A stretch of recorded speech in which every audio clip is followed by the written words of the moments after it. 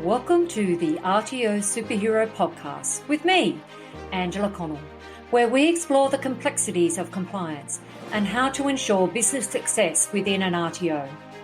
This podcast is for anyone in the training industry who wants to learn from my experience as an RTO consultant, RTO manager, trainer assessor, and entrepreneur, as well as the experience of other experts in the training industry. Listen in and let us help you become an RTO superhero that you want to be. Hi, this is Angela Connell from Vivacity, and I'm bringing to you the next podcast, the RTO Superhero Podcast. In today's podcast, I will be going through my audit experience and what is the process of, what happens in audit. As of today, I've been to over 400 ASQA audits. I've conducted many internal audits myself, but I was never always the expert. I was an absolute novice. As we all do, we have to come from somewhere.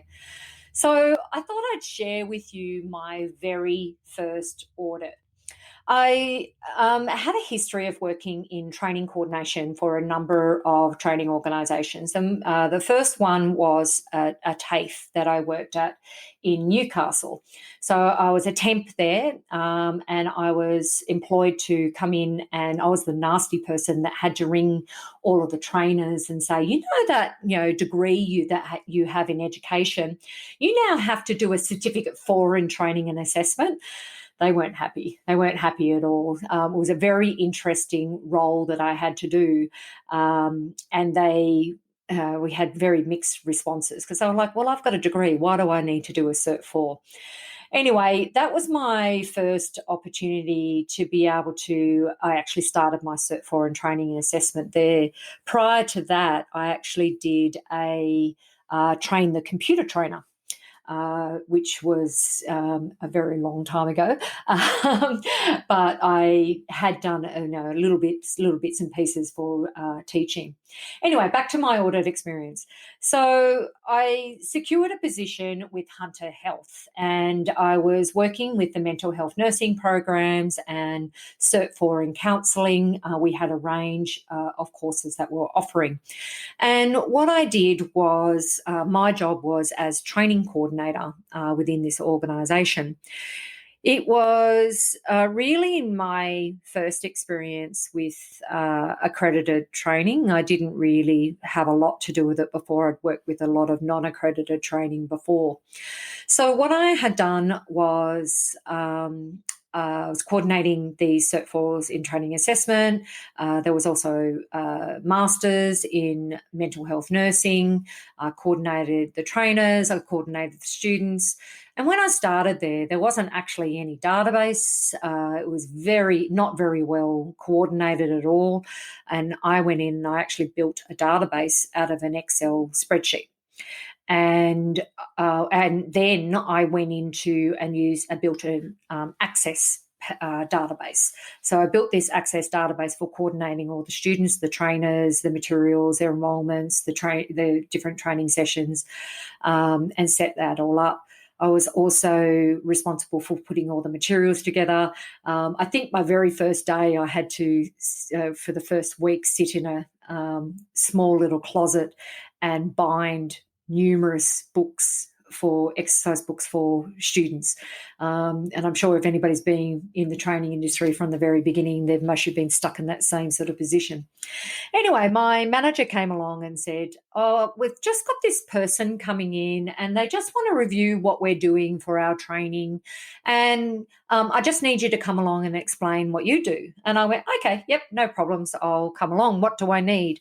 Well, maybe some student files and some training materials and things like that. So I got a few things together and I walked into this room. So it was with my manager, myself, and what I didn't know was the auditor from VTAB. So that's the Vocational Education and Training Advisory Board for New South Wales before ASQA came along. And we were audited. I was actually going through, they're asking me all these questions. I didn't really know who they were. I wasn't sure if they were from New South Wales Health or were they external. I had no idea what they were, but we got hammered. We got absolutely hammered. And I was sort of oblivious to it because I was sort of like, oh, yeah, well, I can do that and I can do this and I'll implement that. And one of the other things that came up was my database. They were really impressed with what I had built, the database, because back then we didn't have all the database options that we have these days.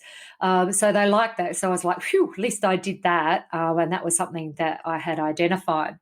It wasn't until I went to my second audit, which is when I started my own RTO. So I bought an RTO from a club and it had hospitality and individual support on its scope.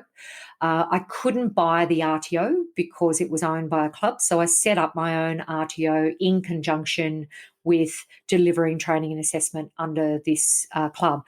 By the way, I got the job first at this place because I was looking for a training position.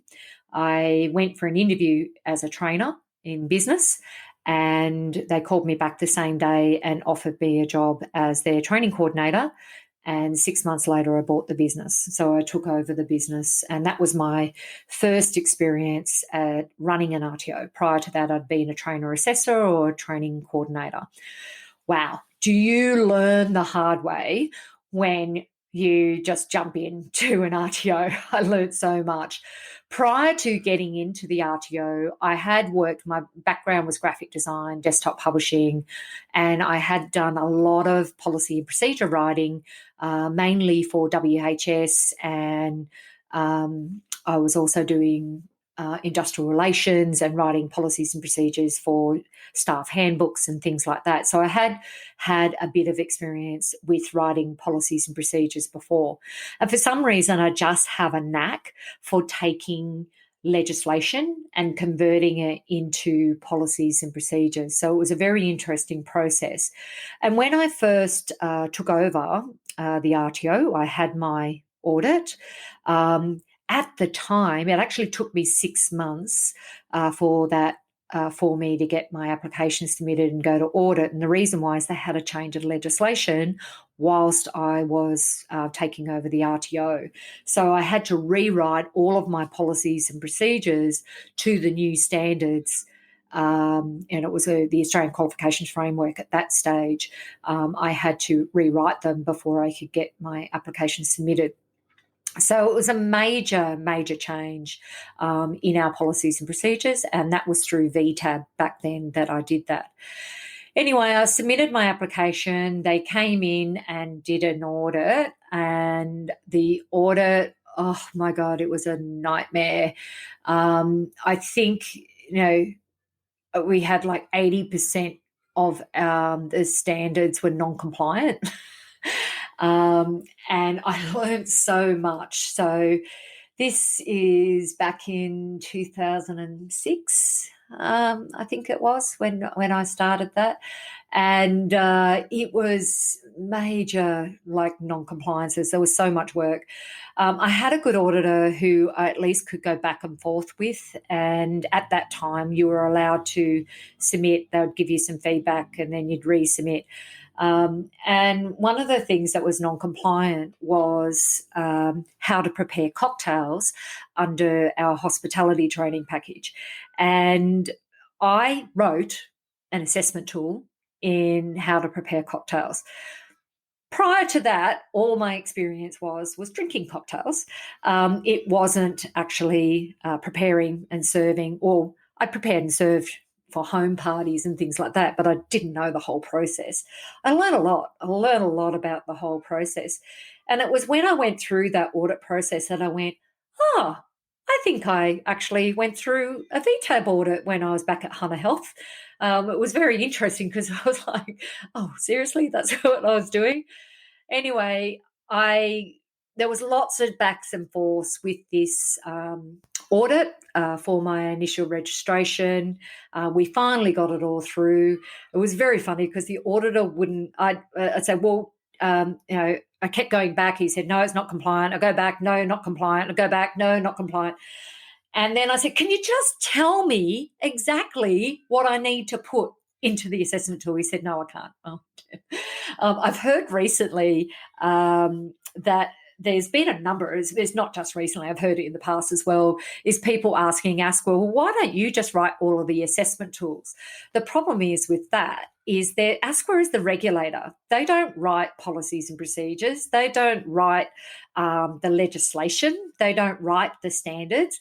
All they do is regulate it. They're like the police. So the police are responsible for regulating the law with the community. And ASQA's responsibility is for regulating the standards for RTOs and the national code and the relevant legislation for registered training organisations to ensure that they're compliant with those standards. They're not responsible for you writing all your training materials. It's actually the service skills organisations in conjunction with, you've also then got COAG. There's a number of bodies that are involved. And the big thing is that assessment tools should be contextualised for your target audience as well. So that's really important as well. Anyway, I'll continue on with my audit experience. So whilst I had that RTO, this was up in Newcastle and we expanded into the Central Coast, I had a couple more audits. There was another RTO that was going into liquidation and they were going to just shut their doors on the students.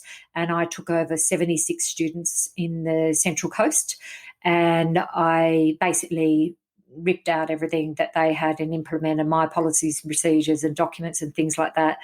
I found out a month later after the previous owner had walked away that he had called all of his students and said, if you pay me today, I'll give you 50% off.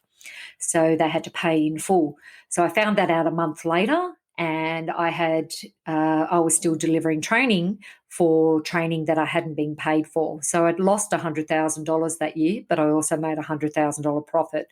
So it was a massive, massive year, and I learned a lot. And I went through more audits for hairdressing and beauty and all of these subjects that I didn't know anything about before. And we went through quite involved audits for all of these training products that I didn't know. And one of the things that I learned through that process is it doesn't matter what training products you have on your scope, as long as you're very good at managing your team, you hire the trainers that are passionate about their industry and what they do. Anyway, fast forward to 2010. And that's when I started Vivacity, and I had sold my RTO and I then set up Vivacity and started consulting. And when I started, I did one-on-one consulting and I worked with a range of clients, mainly on the Central Coast and Newcastle area. The big thing that happened is within a year, I moved into an office and I hired staff and I did Google Ads. Google Ads was the massive difference to our organisation. But then I started going to audits with our clients. And I remember distinctly one audit that I went to. It was in Victoria. And back in those days, I used to do the pre-audit, mock audit, the day before the ASQA audit. Never do that again, because I was often up till 2, 3 o'clock in the morning fixing all of their documents before we went to the ASQA audit. And what I found with that first audit in particular, this audit that I went to, there was 2 auditors. One just focused on the policies and procedures and the other focused on the assessment tools and the trainers and assessors. It was an initial registration RTO. There was 2 main training products on the scope. Childcare was one, so Cert 3 and diploma, and the other one was taxi driving. Very, very different. So they tend to go down hard on you when you have such a vast array of qualifications that you wish to put on your scope of registration. Anyway, my policies and procedures just got ripped part. They were absolutely scrutinised even to the dots on the I's and the crosses on the T's. It was, for me, I felt like they were stabbing me in the heart and telling me that I was terrible and I had no idea what I was doing. I spent 2 days in this audit. It was so stressful because I took everything personally. I took everything that was non-compliant personally, particularly when it comes to my policies and procedures. And this was 8 years ago, so it was a long time ago now. And what also happened, just to make it, extra stressful, the childcare training package had just changed. So that was 2008. And so what had happened was the whole training package had changed, but there was no training and assessment tools submitted available. We had submitted the application prior to the training product changing. But they still audited us, but they audited us on the new training product, of which we didn't have anything in place for childcare. So that made it even more stressful. I then moved forward through these audits, many, many stressful audits that I went through. And over time, I learned not to take it personally. I learned that I need to focus on this is a quality improvement process. It's not necessarily an attack on me. And once I changed my mindset and focused on that, I was doing much better. But one of the things that I would say to myself, I started a mantra. And the mantra was, with every client, I'll get better and better. With every audit, I'll get better and better. And I did. But it was a long haul and it was hard work. Here we are, 2020, and now we've been through so many audits. It's like water off the duck's back for me now when I go to an audit. We haven't had non-compliances with our policies and procedures for like 4 years. It's been a massive difference. You learn a lot through that whole process. So for me personally, one of the things that I recommend is that in order to be audit ready, you need to have that experience, and don't be hard on yourself with that. You need to really build on that experience and learn, or have an expert by your side helping you through the whole process, because it's not easy. It's a constantly changing industry. We have so much changing, and you need to keep on the pulse of it. And this is what we do day in and day out at Vivacity, is we're on the pulse of what's changing in the vet sector with auditing requirements, and those constant changes. Anyway, I just thought I'd share with you my audit experience and some of the things that you might want to know about, what you need to do in an audit. I will be doing another session on being audit ready. So this is part 1. Part 2 is about what you should do in order to be audit ready and to be an RTO superhero. Thanks for listening. You've been listening to the RTO Superhero podcast with me, Angela Connell. Do you know someone else who could benefit from learning about compliance and business development within their RTO? Please take a moment to share this and any other episode via your podcast app, email, or social media channels. Each share helps us reach listeners just like you who can benefit from our content. The RTO Superhero podcast is proud to be part of the Experts on Air podcast network.